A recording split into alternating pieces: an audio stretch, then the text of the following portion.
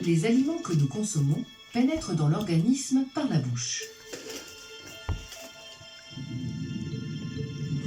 Ils sont mastiqués par les dents et commencent leur transformation progressive sous l'action d'enzymes comme l'amylase, contenue ici dans les sucs digestifs libérés par les glandes salivaires. La salive humidifie les aliments et les enzymes fragmentent les chaînes de sucre et d'amidon. Les aliments, transformés alors en bol alimentaire, sont poussés dans l'œsophage par les mouvements de la langue, puis dans l'estomac par contraction de l'œsophage. La digestion se poursuit dans l'estomac, dans lequel les aliments vont séjourner de 1 à 4 heures. Ils sont d'abord brassés et continuent leur transformation régulière en bouillie. Les enzymes des sucs digestifs découpent en partie les molécules des différentes catégories d'aliments. C'est dans l'intestin grêle, cylindre de 7 à 8 mètres de long, que se forment les nutriments.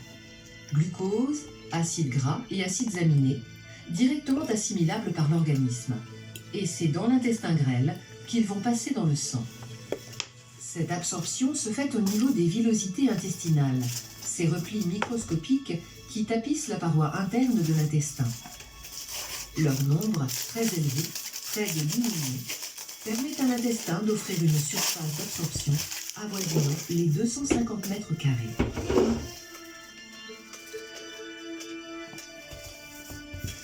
Les aliments non digérés passent dans le gros intestin et sont poussés à l'extérieur de l'organisme, au niveau de l'anus. Ce sont les nutriments, qui proviennent, comme on l'a vu, de la digestion des aliments, qui vont fournir l'énergie aux cellules du corps et permettre le bon fonctionnement des organes. Ils constituent donc une source d'énergie libérée lors de réactions chimiques et convertie par l'organisme en énergie mécanique et thermique.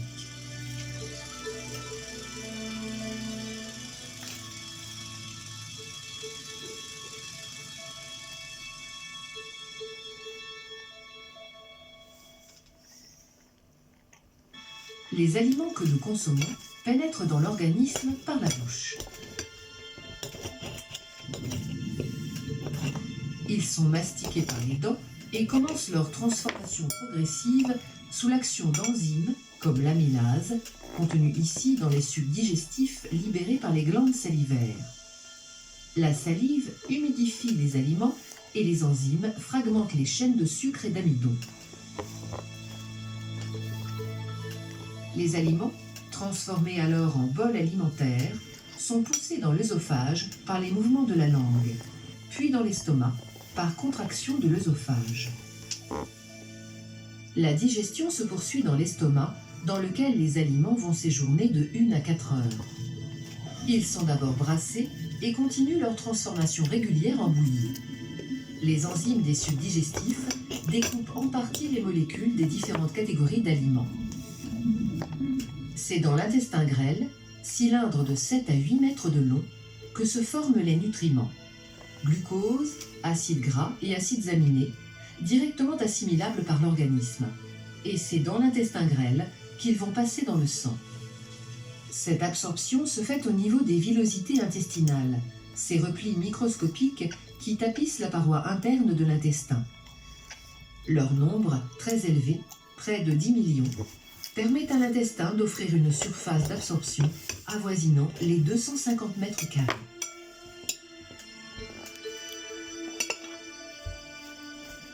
Les aliments non digérés passent dans le gros intestin et sont poussés à l'extérieur de l'organisme, au niveau de l'anus. Ce sont les nutriments, qui proviennent, comme on l'a vu, de la digestion des aliments, qui vont fournir l'énergie aux cellules du corps et permettre le bon fonctionnement des organes. Ils constituent donc une source d'énergie libérée lors de réactions chimiques et convertie par l'organisme en énergie mécanique et thermique.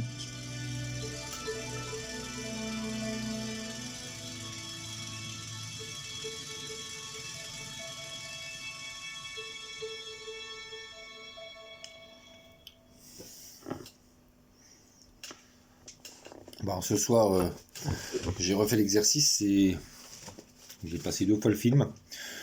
Alors, j'ai mangé du jambon blanc et du saucisson. Et de la soupe avant, mais ça, la soupe c'est liquide, donc j'ai pas trop de problème avec ça. J'ai toujours encore un peu de mal. Alors, les images, j'avais fait l'exercice l'autre jour avec les patates sautées, ça s'était bien passé. Mais d'un exercice à l'autre, ça fait comme en voiture en fait. Il n'y a rien de garanti de ne pas faire un malaise. J'ai aucune marge de progression en fait par rapport à mes idées, à mes images. Il y a, je peux très bien faire 3-4 fois l'exercice et qu'il se passe bien. Et puis un jour, ça va arriver que je vais faire l'exercice le même, je vais manger des patates ou autre chose et je vais avoir peur. Et là, je serais tenté de dire, là, il n'y a pas la voiture, mais je suis inquiet dans le sens où il y a pas vraiment de... J'arrive pas à voir une évolution parce que je suis pas sûr, je suis pas certain en fait de pas faire un malaise quoi. Donc je sens que j'ai évolué, j'ai progressé sur certaines choses, mais rien ne me garantit qu'un jour je vais pas faire un malaise si je suis avec quelqu'un dans une situation non travaillée. Là, le film, je le vois, je peux le voir tous les jours, mais rien ne me laisse penser que je vais faire un malaise là, chez moi, tout seul, à la table, avec ce film-là. Je peux prendre peur, je vais enregistrer forcément ce qui a été dit dans ce film-là, et je peux très très vite le déformer en voiture, et surtout après manger, et en fait, j'ai pas vraiment de garantie de mon évolution par rapport à un exercice que je vais faire tranquillement chez moi, même si c'est utile, parce que ce genre d'exercice-là, je ne l'aurais pas fait il y a quelques années en arrière. Hein. C'est comme la purée. Mais je me pose des questions dans le sens où est-ce que je suis capable après d'évoluer sur quelque chose de plus effrayant. Et en fait, il y a des grosses différences de progression entre des exercices où je vais travailler chez moi et me sentir en sécurité et des exercices que je vais faire en voiture, au resto ou alors que voilà, j'ai pas vraiment de marge de progression sur une situation qui va mettre d'autres personnes en situation. Là, à vrai dire, je subis pas trop.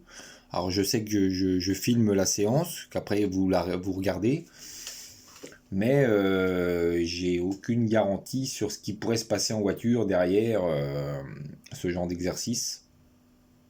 À vrai dire, c'est une vraie énigme et vraiment les blocages vont se faire très très vite sentir quand je vais prendre la voiture parce que je me sens vraiment en panique. Je sais pas comment passer d'un stade à un autre en fait. Je me sens vraiment... je me sens pas bien moralement dans le sens où je me dis je suis pas capable de faire quelque chose de plus dur. C'est ça qui est pour l'instant qui est un petit peu difficile pour moi.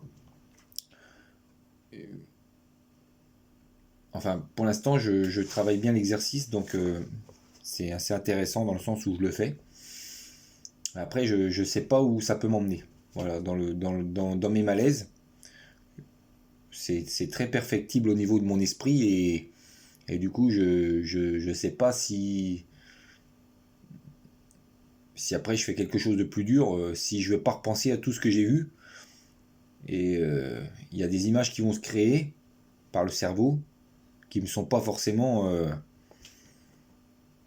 réfléchies et qui peuvent arriver subitement et qui peuvent me faire aller vers une catastrophe. Donc voilà pour ce soir. Le petit résumé que j'ai dans ma tête personnellement sur ce que je pense de ce que je fais en ce moment.